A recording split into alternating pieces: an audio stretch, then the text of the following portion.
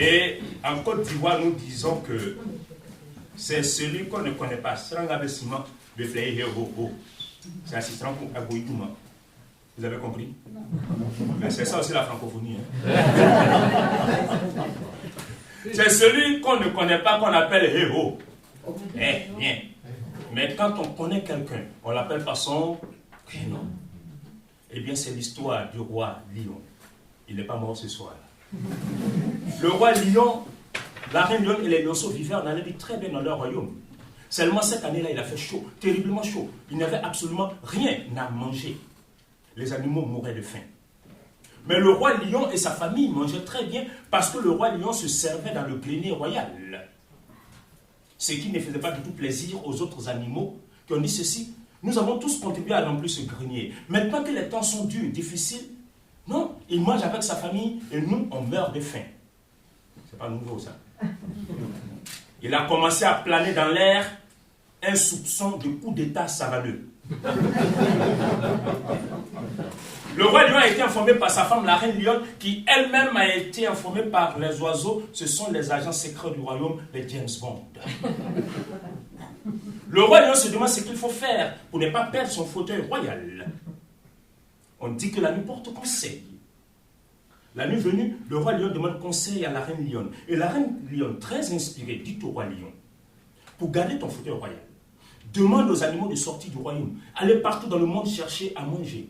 Nous aussi, on partira du royaume. À la fin de la sécheresse, on revient tous ici, comme ça tu es sûr de ne pas perdre ton fauteuil royal. Le roi Lion a bien compris les conseils avisés de la reine Lion. Le lendemain matin, il demande aux animaux de sortir du royaume, aller partout dans le monde chercher à manger. Lui-même, roi Lion, la reine Lion et les lionceaux ont entrepris de partir du royaume. Ils ont marché pendant longtemps, mais ils n'avaient absolument rien à manger. Partout s'offrait à eux une vision apocalyptique de l'existence terrestre. Fatigués, la langue pendant telle une cravate usée de vieux politiciens, le roi Lion décide de se reposer avec sa famille au pied d'un arbre qui lui-même avait perdu ses feuilles sous les rayons enflammés d'un soleil devenu subitement rancunier. Le roi Lion tend ses pattes de devant. Il pose sa tête et sa crinière royale sur ses pattes. Et il regarde droit devant lui, comme s'il pense à la création du monde. À côté de lui, la reine Lion. Entre ses pattes, les lionceaux qui cherchaient quelques gouttes de lait dans ce mamelle vide. Au bout d'un moment, le roi Lion voit un nuage de poussière avancer. Le nuage de poussière vient tout droit vers lui. Mais il ne bouge pas, il ne s'inquiète pas, car selon sa philosophie, il dit ceci. Il est inutile de se tenir sur la pointe des pieds et tendre le cou pour regarder ce qui vient à coup sûr vers soi. En fait, c'est une brebis qui est poursuivie par une panthère affamée. Imaginez le tableau. La brebis court pour échapper à la panthère, mais la panthère tenaillée, titillée par la faim, ne lâche pas prise. Elle poursuit la brebis. La brebis court pour sauver sa vie. La panthère aussi court pour sauver la sienne. La course est terrible. Au bout d'un moment, la brebis se rend compte que la panthère est toute proche. Et là, la brebis tente un exploit. La brebis saute.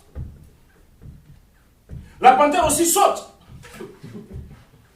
Mais depuis là où la panthère baisse la tête, elle voit le roi Lion au pied de l'arbre en train de bâiller. La panthère comprend qu'il y a danger à l'horizon. La panthère freine dans l'air et fait diminue-toi à une vitesse incroyable.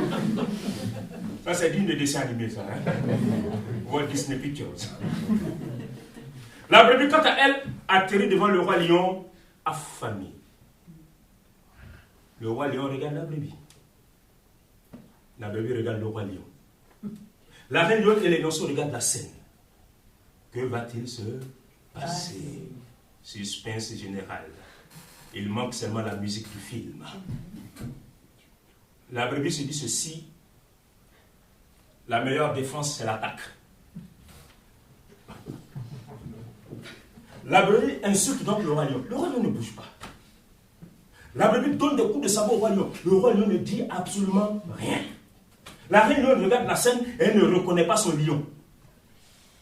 La brebis va plus loin. Elle-même fout des baffes au roi lion. Le roi lion ne dit rien. Au bout d'un moment, la brebis s'arrête. Elle regarde le roi lion droit dans les yeux. Elle lui dit, vous êtes le maillon faible, au revoir. La brebis s'en va. La reine lion attend des explications. On n'a rien à manger, il y a une brebis et tu ne peux rien faire. Le roi lion ne dit absolument rien. Il regarde toujours droit devant lui. Et d'ailleurs, c'est ce jour que les lions ont décidé de prendre leur destin en main. Le roi lion regarde toujours droit devant lui, il ne dit rien. Au bout d'un moment, un autre nuage de poussière avance. Le nuage de poussière vient tout droit vers lui. Il ne bouge pas. Il ne s'inquiète pas. Vous connaissez maintenant sa philosophie. Cette fois-ci, c'est une hyène qui est poursuivie par la panthère affamée. La même panthère qui fait des efforts pour ne pas mourir de faim. La hyène court pour échapper au prix en liberté de la panthère. Mais la panthère, tenaillée, titillée par la faim, ne lâche pas prise. Elle poursuit la hyène. La hyène court pour sauver sa vie. La panthère aussi court pour sauver la sienne. Au bout d'un moment, la hyène bondit. La panthère aussi bondit. Mais depuis là-haut, la panthère baisse la tête. Et elle constate que le roi lion est toujours fidèle à son poste. La panthère freine encore dans l'air et fait demi-tour à une vitesse incroyable. C'est d'ailleurs la vitesse de la panthère qui a fait dire aux chasseurs traditionnels de chez moi, qu'on appelle Dunzo, que celui qui a entendu le lion rugir et celui qui a vu le lion rugir n'ont pas la même manière de courir.